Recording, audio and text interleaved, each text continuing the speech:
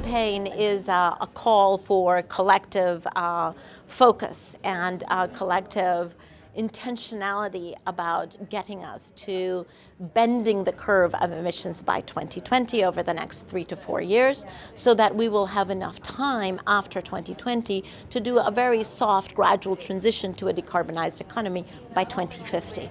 So what would you say are some of the things that needs to be done by 2020?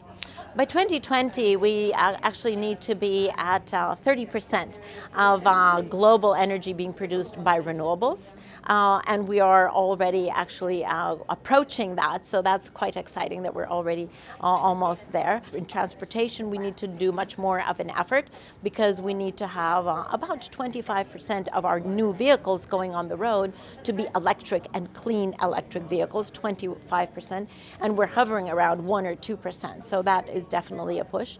Another really difficult area, but that is already starting, is the conversion of land.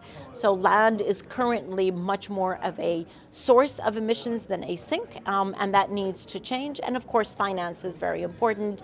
We need to be at $1 trillion being invested into clean technologies per year.